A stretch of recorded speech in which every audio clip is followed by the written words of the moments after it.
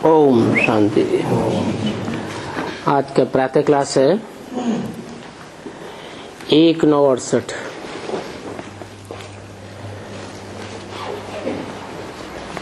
मीठा मीठा बेहद का बाप मीठे मीठे बच्चों को बैठ समझाते हैं।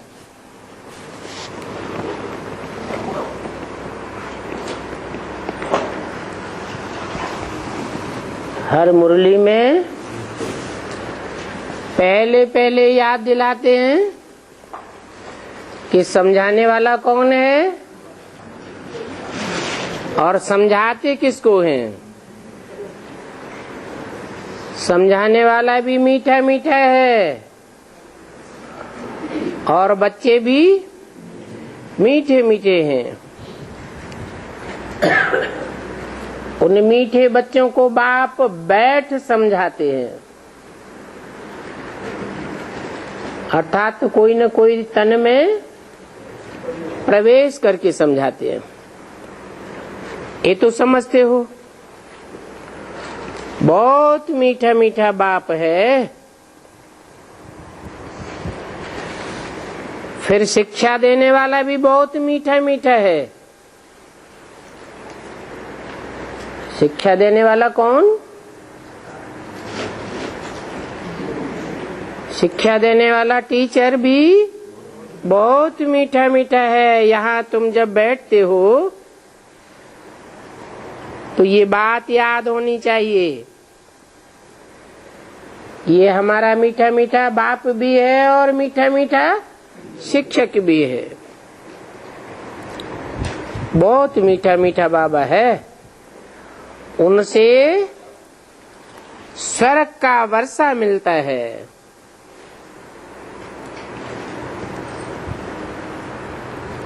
उनसे कह करके दूर क्यों किया? क्योंकि जिस समय ब्रह्मा के तन में बोलने वाली आत्मा सुप्रीम सोल बोल रहा था, वो माँ के रूप में पार्ट बजाए रहा था। जिसे कहते हैं तुमेव माता। वो माता ने इशारा दिया बाप की तरफ। बाप की पहचान पहले पहले कौन देता है? माँ ही देती है। तो बोला उस बाप से तुमको स्वर्ग का वर्षा मिलता है। इससे नहीं, इससे जिस तन में प्रवेश होकर के माता का पार्ट बजाया, वो ब्रह्मा तन से स्वर्ग का वर्षा नहीं मिलता है। उनसे जो मीठा मीठा बाप है, मीठा मीठा शिक्षक है, उनसे स्वर्ग का वर्षा मिलना है। मिलना है, ऐसे नहीं समझ के बैठ जाना कि हमें मिल गया। महलमानियां अटारियां मिल गई, भका भक कपड़े मिल गए, बड़े बड़े मल्टी मिलियनायर्स, बड़ी बड़ी कपड़ों की मिलें हमारे हाथ में आ गई। खाने पीने की वस्तुएं मुहैया बहुत हो गई। 36 प्रकार का भोजन हमको मिलने लगा तो हम स्वर्ग में आ गए। ऐसे दुनिया में भी बहुत समझते हैं कि हम तो जैसे स्वर्ग में बैठे हैं, हम कोई नरक नहीं समझते हैं इस दुनिया को। एरोप्लेन में उड़ते हैं तो नशा रहता है। बाप कहते हैं अभी स्वर्ग नहीं है, नाम ही है स्वर्ग। अर्थ क्या है? स्व स्थिति में जो चले जाते हैं उनका संगठन बनाता है स्वर्ग। स्वस्थिति में रहने वालों का सब प्रकार का पालन पोषण कुदरत खुद ही करती है। ऐसे स्वर्ग का वर्षा उस बाप से तुम बच्चों को मिलना है, अभी मिला नहीं है। यहाँ हम वैश्यालय में बैठे हैं। स्वर्ग का वर्षा जिसे शिवालय कहा जाता है, जिसकी यादगार गांव-गांव में, शहर-शहर में बनी हुई है। पुराने जो भी शिव के मंदिर हैं, जो शिवालय कहे जाते हैं, शिव का आलय, शिव का बनाया हुआ घर, उसमें क्या विशेषता होती है जो वैश्यालय में नहीं होती है? क्या खासियत देखने में आती है? चारों ओर सभी देवताएं बैठे हुए हैं और एक की उपासना कर रहे हैं। उसे कहा जाता है शिवालय, जबकि इसके उल्टा है वैश्यालय। वैश्या के घर में वैश्या को अनेकों की चिरौरी करनी पड़ती है।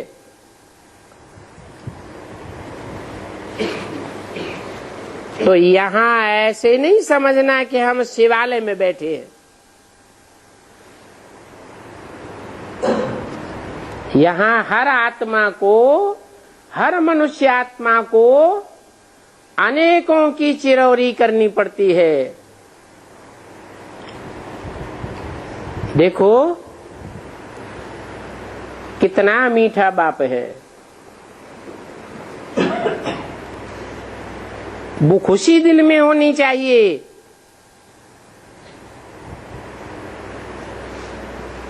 प्योरिटी से मिठास आता है ना, ये एवर प्योर बाप है। ये बाबा हमको आधा कल्प के लिए सुखधाम में ले जाने वाला है। आधा कल्प के लिए दुख हरने वाला है।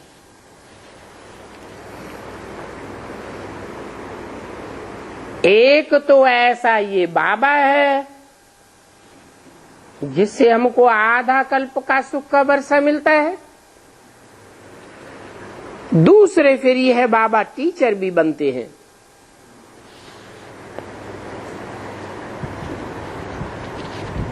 पहले कौन सा संबंध? बाप का संबंध, उसके बाद टीचर का संबंध। टीचर क्या करता है? टीचर पाठ जो भी हो, प्रोज हो, पोएट्री हो, गद्य हो या पद्य हो, उसके एक एक शब्द के हिज्जे हिज्जे करके समझाता है। तो टीचर भी बनते हैं। ब्रह्मा के लिए नहीं कहेंगे कि जो कुछ भी उनके मुख से बोला गया उसमें एक एक शब्द के हिज्जे हिज्जे करके बताया, एक एक शब्द के अर्थ हमको बता दिए। नहीं, ये बाबा शिक्षक बन के हमको सृष्टि का राज समझाते हैं। और ये राज बाबा के अलावा कोई भी नहीं समझा सकता।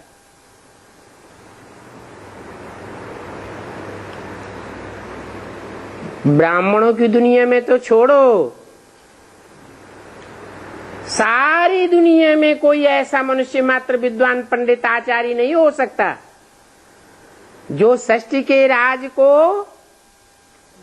एक एक हिज्जे हिज्जे करके समझाए, एक एक प्रश्न का जवाब दे।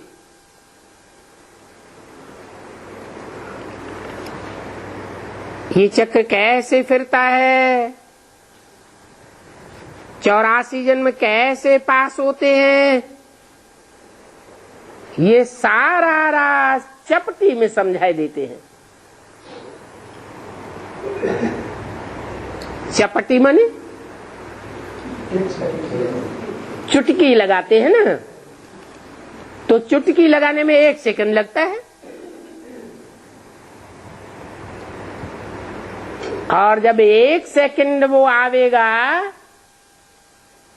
कि 1 सेकंड में हमारा सारा राज 84 जन्मों का बुद्धि में समा जावेगा,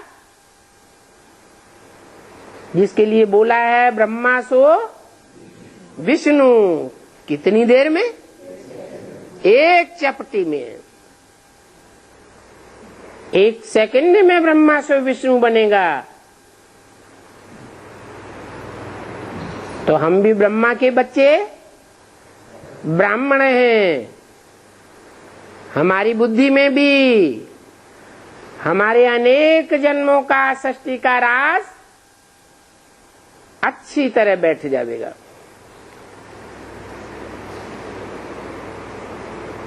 जब 1 चपटी में सारे सृष्टि चक्र का राज बैठ जाएगा, फिर बाबा हमको साथ भी ले जावेंगे। ऐसा संपूर्ण ज्ञानी बनाकर ले जावेंगे। सारे सृष्टि चक्र के संबंध में कोई भी अज्ञानता हमारी बुद्धि में नहीं रहेगी। जब ऐसी स्टेज हम पकड़ेंगे, फिर हमको यहां तो रहना नहीं है। कहां? इस वैश्यालय में तो रहना ही नहीं है, और सभी आत्माओं को साथ ले जावेंगे। सिर्फ हमको ही नहीं ले जावेंगे, सभी आत्माएं जावेंगी। बाकी थोड़े रोज हैं, थोड़े रोज हैं। कहा जाता है बहुत गई थोड़ी रही, थोड़ी की भी थोड़ी रही।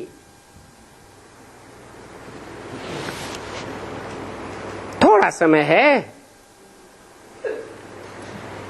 इसलिए जल्दी जल्दी मुझे याद करो, तो तुम्हारे जन्म जन्मांतर के पापों का बोझ खलास हो जाएगा। बल इसमें माया की युद्ध चलती है। तुम मुझे याद करेंगे तो वो युद्ध करने से भी बचते रहेंगे।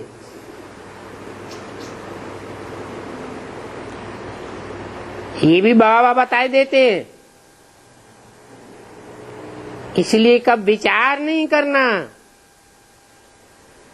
कितने भी संकल्प, विपरीत संकल्प, तूफान आवे,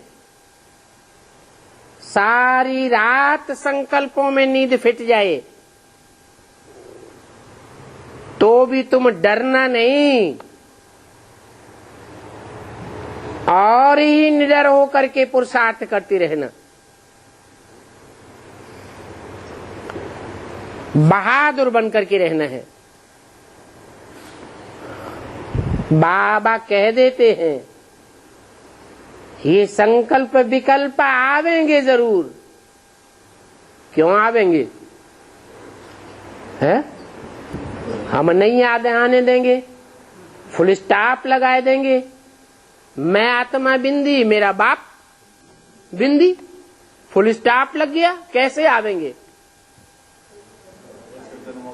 है, जब तक 63 जन्मों का हिसाब किताब पूरा नहीं हुआ, 63 जन्मों की जो रील है वो शूटिंग पीरियड में आवृत नहीं हुई है, तब तक ये संकल्प अथवा विकल्पों के तूफान जरूर आवेंगे। 63 जन्मों में अच्छे कर्म भी किए हैं और बुरे कर्म भी किए हैं। तो जो अच्छे कर्म किए हैं उनके एवज में अच्छे संकल्पों का ये आवृत्ति होगी, और जो बुरे कर्म किए हैं उनके एवज में बुरे संकल्पों की आवृत्ति होगी। ये शूटिंग चलती रहती है। कब? पुरुषोत्तम संगम युग में। तो बाबा पहले से ही कह देते हैं कि ये संकल्प विकल्प आवेंगे जरूर, और संकल्प ही नहीं आवेंगे, स्वप्न भी आवेंगे। स्वप्न का आधार क्या है? संकल्प। और संकल्पों का आधार क्या है? अच्छे बुरे कर्म। इन सभी बातों में थकना नहीं है, डरना नहीं है। इसलिए कहते हैं, आथत देते हैं, बच्चे अभी थोड़ा समय और रह गया है पुरुषार्थ का, जल्दी जल्दी पुरुषार्थ करो। ये युद्ध का मैदान है ना।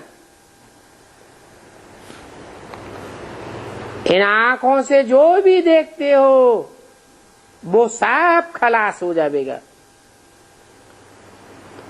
तुम युद्ध करते हो माया को जीतने के लिए, बाकी माया को जीतने में कोई श्वास आदि बंद करने की दरकार नहीं है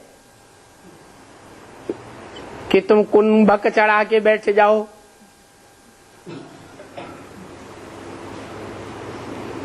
हठ योग क्रियाएं करने लगो।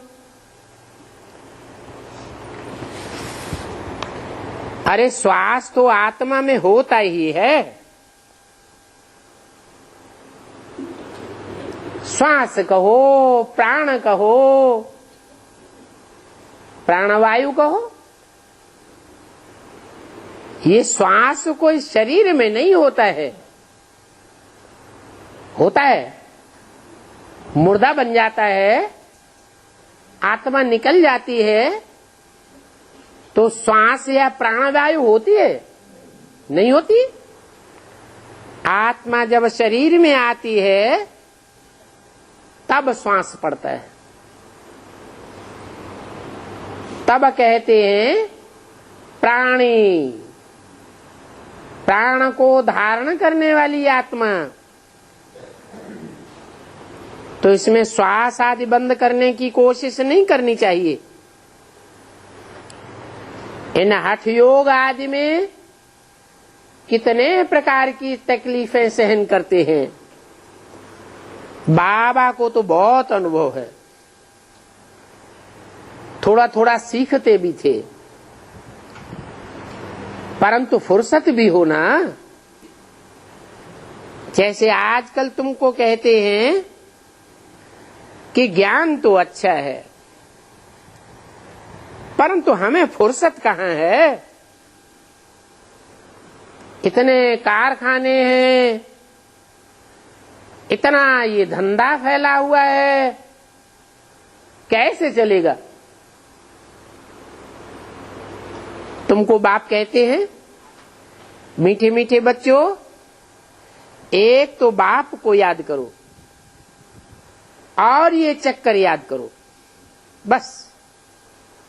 इसमें कोई डिफिकल्टी है क्या? चक्र तो फिरता ही रहता है। याद करो, सतयुग त्रेता में इनो का राज्य था, फिर इस्लामी आए, बौद्धी आए, फिर नंबरवार वृद्धि होती गई।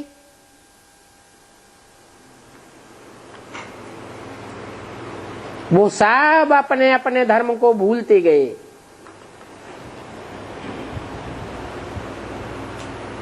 जो अपना असली धर्म था वो भूल करके इस्लामी, बौद्धि, क्रिश्चियन आदि बन पड़े। तो अपन को देवी देवता तो कह न सके, क्योंकि अपवित्र बन पड़े हैं।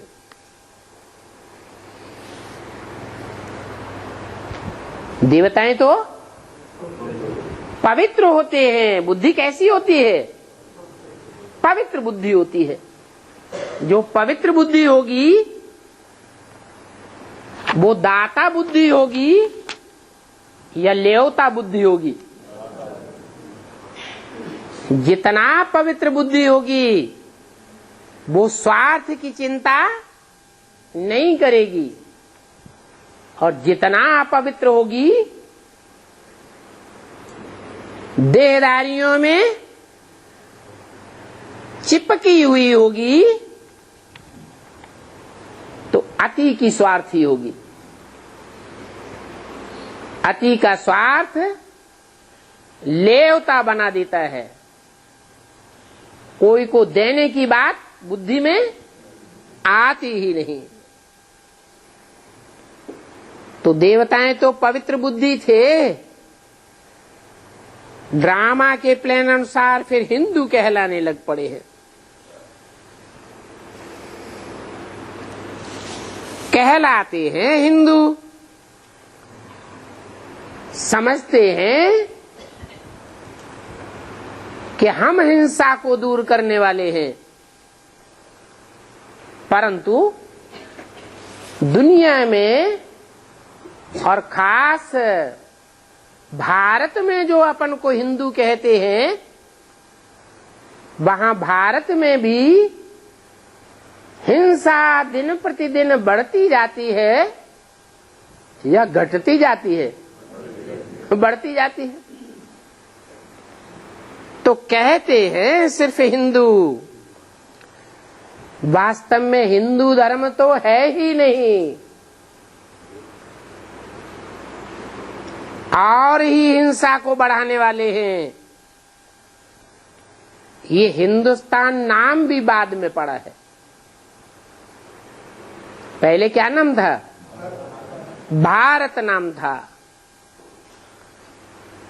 हिंदुओं का स्थान ये कोई नाम नहीं था। पहले जो नाम था वो प्रैक्टिकल में यहां रहने वालों का काम था। क्या काम था? सतयुग त्रेता में देवताएं रहते थे। सतयुग से पहले भी स्वर्णिम युग की स्थापना हुई थी। वहां से नाम पड़ा भारत। काहे में रत? भा माने ज्ञान की रोशनी। भाति ज्ञान की रोशनी में सदैव रत रहने वाला। आत्मा परमात्मा की स्थिति में सदैव रहने वाला। देवताएं कोई देह की स्थिति में थोड़े ही रहते। ये तो अज्ञान हो गया। देह को याद आना, देह की याद आना। देवताएं क्या याद करते हैं? उनको किस बात की स्मृति रहती है? आत्म की स्मृति रहती है।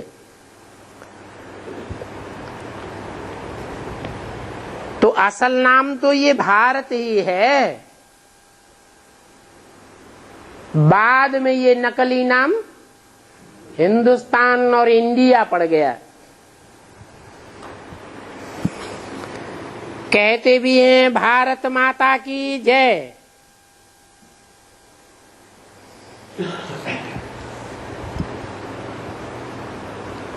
किस आधार पर कहते हैं जय? आखिरी विजय पवित्रता की होती है या अपवित्रता की विजय होती है? पवित्रता की ही विजय होती है। हिंदुस्तान की माताएं थोड़े ही कहते हैं, क्या कहते हैं? भारत माताओं की जय है। हिंदुस्तान की माताओं की जय क्यों नहीं कहते हैं? क्योंकि जिस समय हिंदुस्तान नाम पड़ता है उस समय वो हिंदुस्तान की माताएं हिंसा को बढ़ाने वाली हैं या घटाने वाली है? हैं? बढ़ाने वाली बन जाती है। कैसे?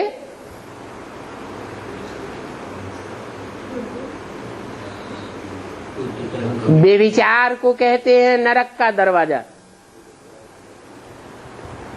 और नरक का दरवाजा खोल करके बैठ जाए कोई तो उसको वैश्या कहेंगे या सधवा कहेंगे? भारत में वैश्याओं की पूजा होती है या सधवाओं की पूजा होती है? सधवाओं की पूजा होती है, वैश्याओं की पूजा नहीं होती है। तो देखो, एक समय था जबकि भारत में इन माताओं का ही राज्य था। सतयुग में माताओं का राज्य था, त्रेता में था, द्वापर में था, अरे कलयुग में भी कभी था? है? कभी नहीं था। ये तो झूठी बात बोल दी है। बीके में होता है, बीके में इन्होंने देख लिया। आपको पक्का दिखाई पड़ा कि कहीं गड़बड़ दिखाई पड़ा? नहीं तो अव्यक्त बाप दादा को क्यों कहना पड़ता? पांडवों को कन्याओं माताओं का गार्ड बन करके रहना है, गाइड नहीं बनना है। अगर गाइड बनेंगे तो यज्ञ में गड़बड़ जरूर पड़ेगी। तो यज्ञ के अंदर ब्राह्मणों की दुनिया में विघटन रूपी गड़बड़ पड़ गई कि नहीं पड़ गई?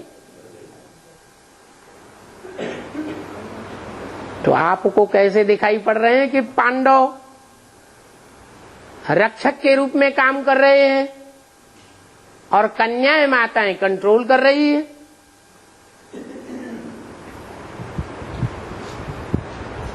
ऐसा दिखाई पड़ता है। अच्छा, फिर बेसिक में तो ऐसा दिखाई पड़ता है, फिर एडवांस में? एडवांस में उल्टा दिखाई पड़ता है। ये कैसे हो गया?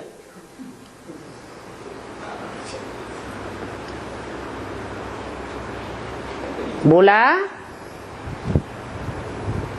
बाप ने आकर के नई दुनिया स्वर्ग का गेट खोलने का लकबा किसको दिया? कन्याओं माताओं को दिया। तो गेट तभी खोल सकती है जबकि उनके हाथ में सत्ता आ जावे।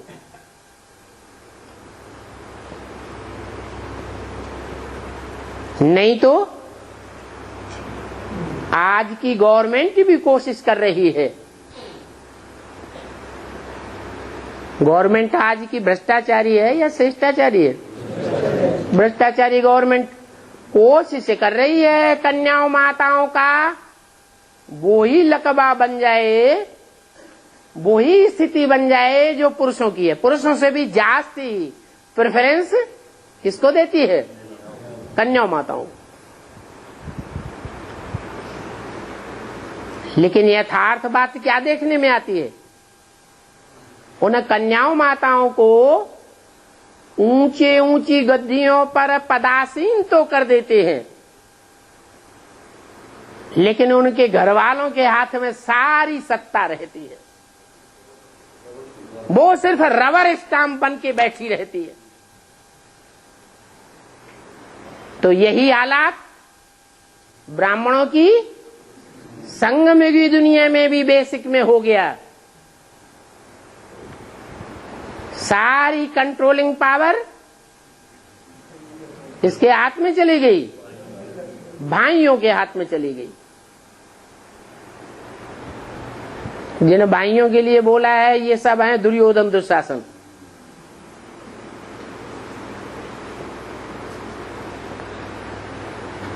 तो सारा तंत्र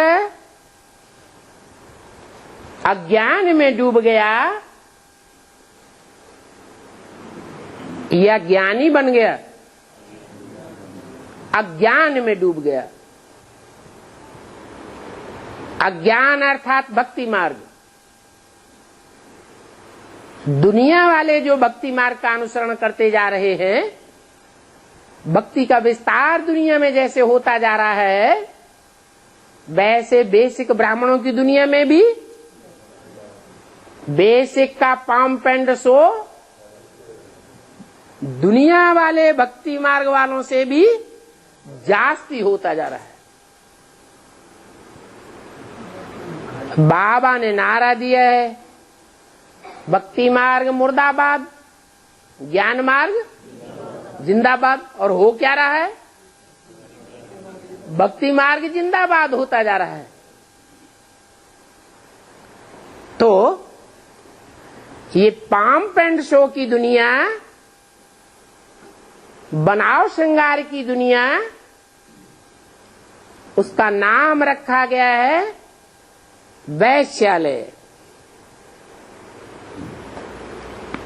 बोला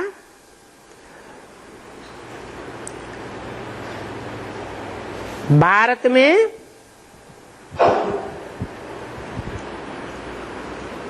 इन माताओं का राज्य था और इन माताओं के हाथ में किसने सत्ता दी? बाप ने ही आकर के माताओं के हाथ में सत्ता दी, माताओं का नाम बाला किया। इन भारत की महिमा करते हैं। तो बाप बच्चों को सिखला रहे हैं कि बाप को कैसे याद करना चाहिए। बाप की महिमा बुद्धि में आनी चाहिए, बाप का गायन बुद्धि में आना चाहिए, बाप का कर्तव्य बुद्धि में आना चाहिए, बाप का स्वरूप भी बुद्धि में आना चाहिए। बाप आए ही हैं घर ले जाने के लिए।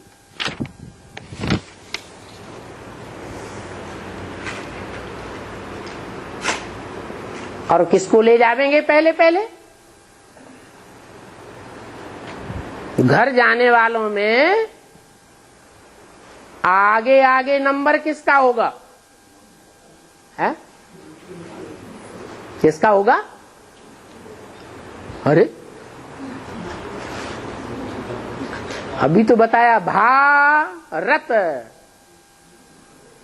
जो रोशनी में रत है।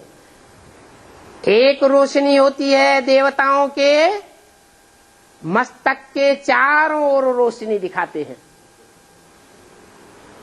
वो कौन सी रोशनी है? है पवित्रता की रोशनी। ये पवित्रता का विरुद्ध कन्याएं माताएं धारण करने में आगे जाती हैं। पवित्रता कहो, ज्ञान कहो, अज्ञान को थोड़ा ही पवित्रता कहा जाएगा। तो ये रोशनी में रत रहने वाली, पवित्रता में रत रहने वाली कन्याएं माताएं आगे जाती हैं प्योरिटी में, या भाई लोग आगे जाते हैं? तो जो आगे जाते हैं उन्हीं को पहले घर ले जावेंगे या औरों को ले जावेंगे? हैं? पहले पहले उन्हीं का नंबर लगेगा।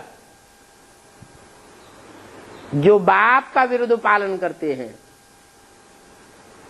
बाप आए ही हैं पवित्र दुनिया स्थापन करने के लिए, पवित्र वातावरण बनाने के लिए, पवित्र वाइब्रेशन फैलाने के लिए, पवित्र दृष्टि बनाने के लिए, पवित्र वाचा बनाने के लिए और पवित्र कर्मेंद्रियां और कर्म बनाने के लिए। तो जिसमें जितनी जितनी प्योरिटी की पावर आई होगी, जो जितना पवित्रता के लिए अभ्यास करेगा, उस अभ्यास में रत रहेगा, लगनशील रहेगा, वो ही पवित्र दुनिया में पहले पदार्पण करेगा। कौन सी पवित्र दुनिया है? पवित्र दुनिया कौन सी है? सबसे जास्ती पवित्र धाम कौन सा है? स्वर्ग। वो तो नीचे उतरता जाता है, शांति धाम। तो घर में बाप पहले पहले ले जावेंगे। किसको ले जावेंगे? हैं? जो आत्म की स्थिति में स्थित हो जावेंगे, उनको ले जावेंगे। तुम जितना बाप को याद करते हो, तुम उतना ही पवित्र होते जाते हो। अगर पवित्र बन जावेंगे तो जरूर फिर कोई सजा नहीं खावेंगे।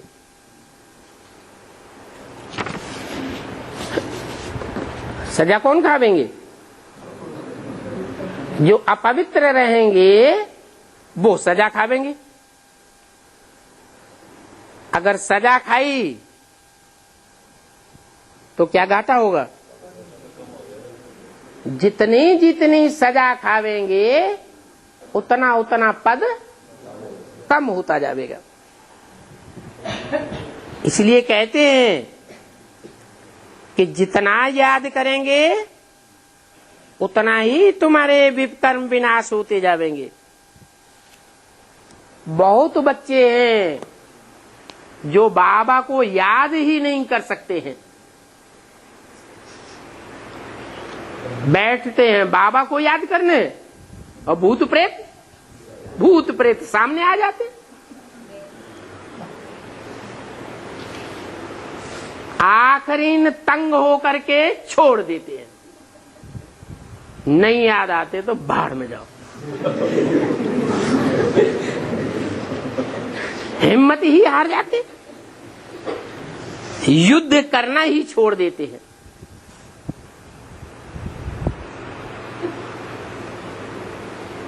कोई युद्ध भूमि में जाए, युद्ध करते करते थक जाए और देखे कि ये तो हार ही होती जा रही है, तो बहुत से ऐसे होते हैं कि हिम्मत हार जाते हैं। और हिम्मत हार जाने से क्या करते हैं? हथियार वथियार सारे फेंक दिए और 2-4 लाशें उठाई और अपने ऊपर डाल ली।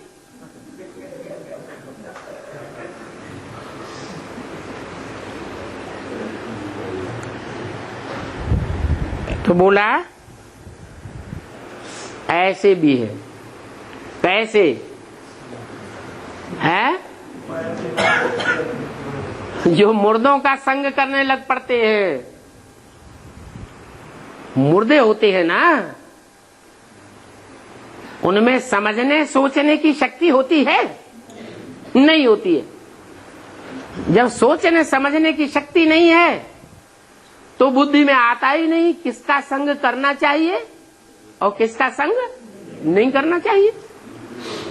अरे मुर्दों का संग करेंगे तो मुर्दा बुद्धि बनेंगे या चैतन्य बनेंगे? मुर्दा ही बन जाएंगे। चैतन्य का संग करना चाहिए। भगवान का लक़ब है सत्चित्त आनंद। वो सबसे जास्ती चैतन्य स्थिति में रहने वाला है, कभी भी अचेत नहीं होता है। तो समझा जाता है कि जो युद्ध करना छोड़ देते हैं वो राजधानी में कैसे आवेंगे? ये तो राजधानी स्थापन हो रही है ना। राजधानी में मुर्दे उठाने वाले भी चाहिए कि नहीं है?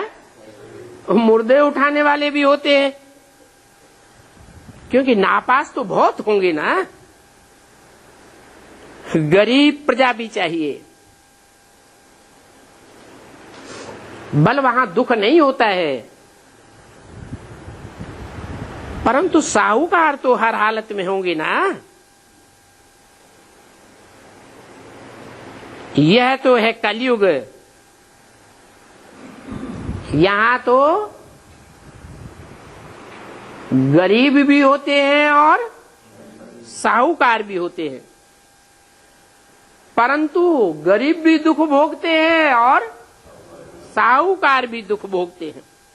वहां चाहे गरीब हो चाहे साहूकार हो, कोई भी किसी प्रकार का दुख नहीं भोग सकता। हर चीज मुहैया होती है। तो देखो,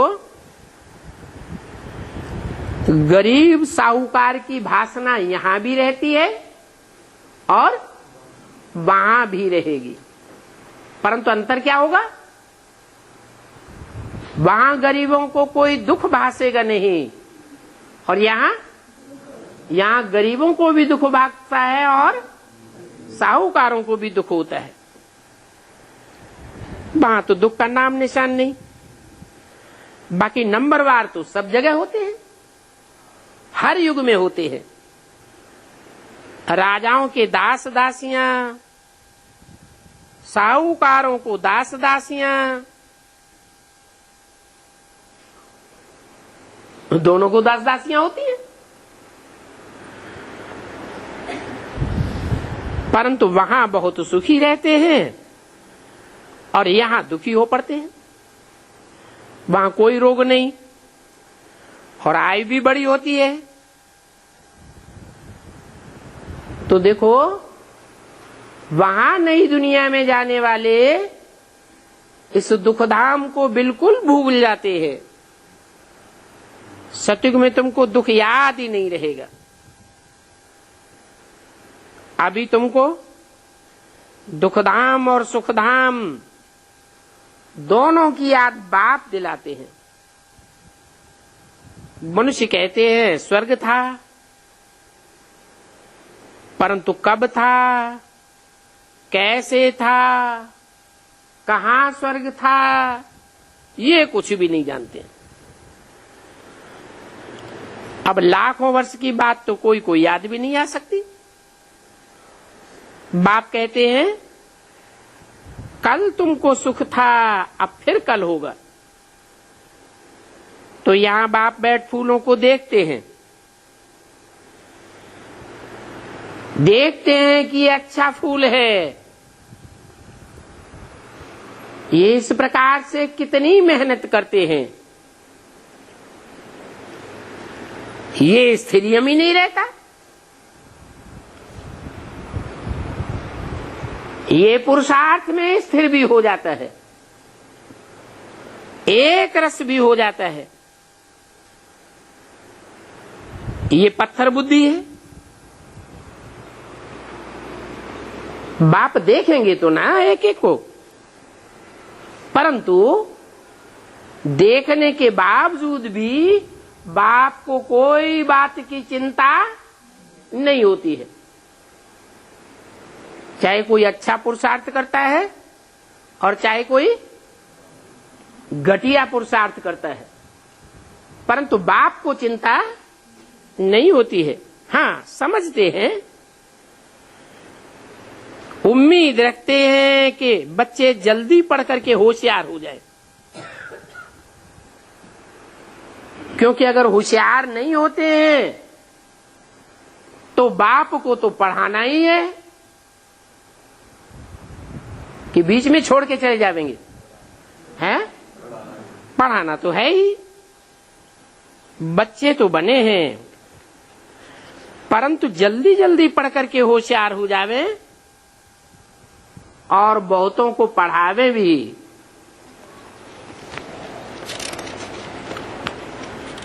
तो देखते हैं ये कहां तक होशियार बने हैं और कहां तक दूसरों को पढ़ाते हैं। कैसे फूल है। 168 की वाणी का दूसरा पेज। ये बातें बाप बैठ देखते हैं, क्योंकि ये है चैतन्य फूलों का बगीचा। इन चैतन्य फूलों को देखते भी कितनी खुशी होती है। बच्चे खुद भी समझते हैं बाबा हमको स्वर्ग का वर्षा देते हैं। बाप को याद करते रहेंगे तो तुम्हारे पाप कटते रहेंगे, नहीं तो सजा खा करके फिर थोड़ा सा पद पालेंगे। इसको कहा जाता है मानी और मोचरा। मानी माने मान मर्तबा मिलेगा। अगर ज्यादा सजाएं खाई तो मोचरा भी जास्ती खाना पड़ेगा, माना पद भ्रष्ट हो जाएगा। बाप को ऐसे याद करो जो जन्म जन्मांतर के पाप जल्दी से जल्दी कट जावे। चक्र को जानना भी बहुत सहज है। जानते हो ये चक्र तो फिरता ही रहता है, कभी बंद नहीं होता और जू मिसल चलता रहता है। जो भी कीड़े होते हैं उन कीड़ों में सबसे धीमी चाल किसकी होती है? जू की बहुत धीमी धीमी चाल होती है। ऐसे ये ड्रामा भी जू मिसल चलता है। ये ड्रामा बेहद का ड्रामा है, बहुत आस्ते आस्ते चलता है। टिक टिक होती रहती है। बच्चों ने 5-4 वर्ष में सेकंड मिनट कितने होते हैं वो हिसाब भी निकाल करके भेजा। लाखों वर्ष की बात होती तो कोई ये हिसाब भी नहीं निकाल सकता। समय गुजरते गुजरते अभी यहां तक आकर के पहुंचा है। ये है ही 5000 वर्ष का चक्र। यहां बाप और तुम बच्चे बैठे हो। बाबा एक एक बच्चे को देखते हैं यहां बैठ करके।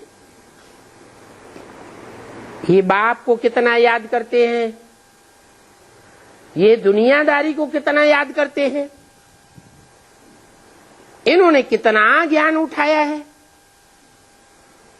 और औरों को ज्ञान कितना समझाते हैं।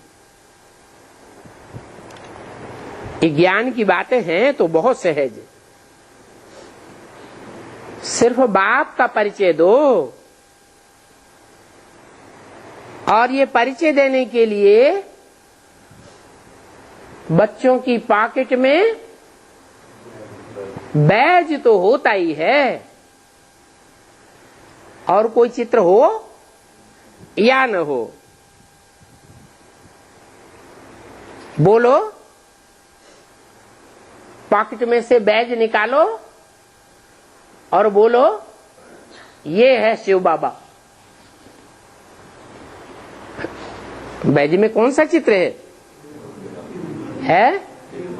एक तरफ त्रिमूर्ति का चित्र, दूसरी तरफ लक्ष्मी नारायण का चित्र। तो त्रिमूर्ति के चित्र में पेंसिल से इशारा करो, ये है शिव बाबा। कौन सा है शिव बाबा? है? अरे त्रिमूर्ति में ब्रह्मा का चित्र है, विष्णु का चित्र है, शंकर का चित्र है और तीनों के ऊपर ज्योति बिंदु का चित्र है। तो पेंसिल से किस तरफ इशारा करके बताएं कि ये है शिव बाबा? जब कहा शिव और बाबा, सिर्फ कहा होता ये है शिव, तो बिंदी की तरफ भी इशारा किया जा सकता है, क्योंकि उसकी बिंदी का ही नाम शिव है। उस बिंदी का नाम कभी बदलता नहीं है। जब कोई शरीर में प्रवेश करते हैं तो नाम बदल जाते हैं। तो त्रिमूर्ति में 3 शरीरधारी दिखाए गए, ब्रह्मा, विष्णु और शंकर। इस तरफ इशारा कहें और कहें कि ये है शिव बाबा, ब्रह्मा की तरफ इशारा करें, ये है शिव बाबा। अगर इशारा करें तो क्या त्रुटि हो जाएगी? है ब्रह्मा के साथ शिव का नाम नहीं जोड़ते। हाँ, एक तो ये भी बात है। अगर ब्रह्मा ही शिव बाबा होता तो शिव के साथ ब्रह्मा का नाम जुड़ा हुआ होना चाहिए। जो भी 33 करोड़ देवताएं हैं उनमें कोई का नाम शिव के साथ नहीं जोड़ते हैं, ब्रह्मा का भी नाम नहीं जोड़ते हैं, तो ये तो रंग हो गया। दूसरी बात, शिव बाबा को कोई मरते हुए देखेगा? है? नहीं देख सकता।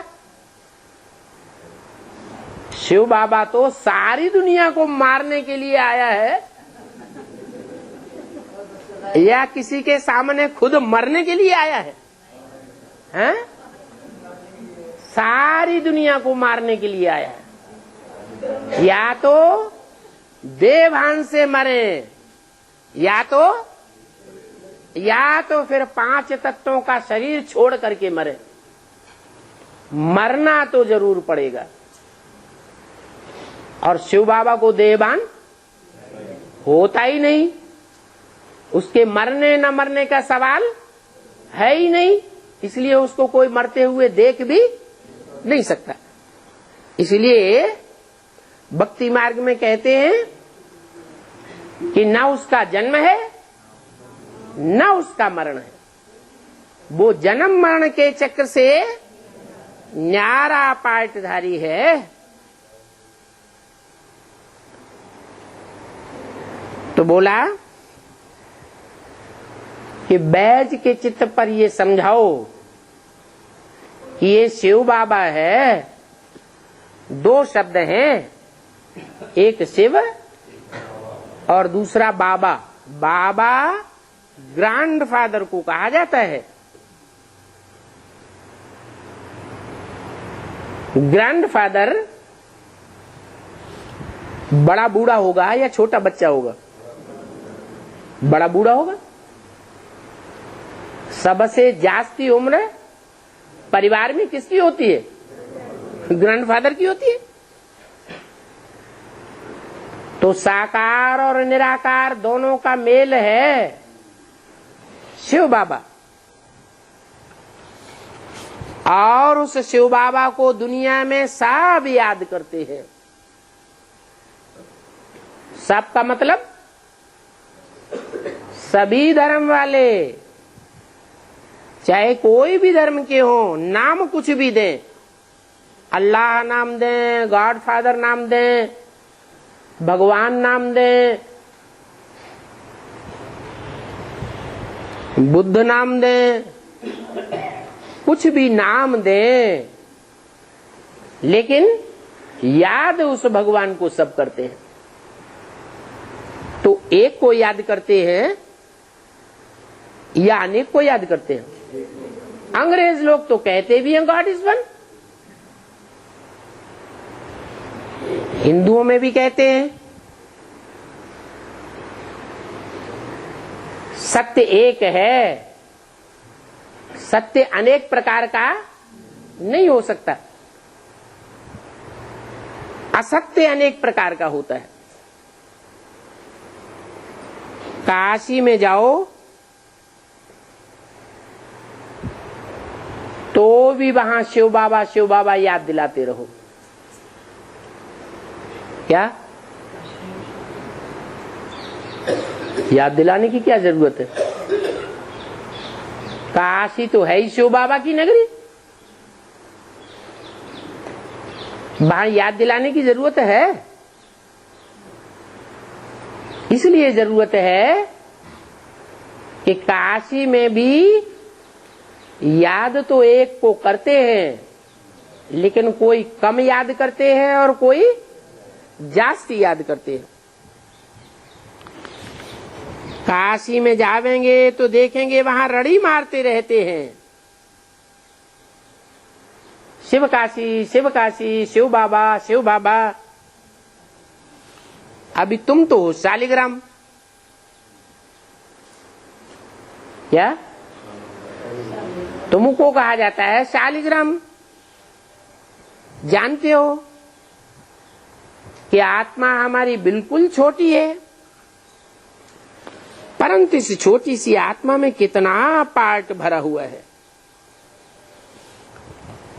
आत्मा शरीर में ही प्रवेश करके पार्ट बजाती है, और ये आत्मा जो शरीर में प्रवेश करती है वो कभी भी बढ़ती घटती नहीं है। शरीर बढ़ता है घटता है, परंतु आत्मा तो अति सूक्ष्म है और विनाश भी नहीं होता।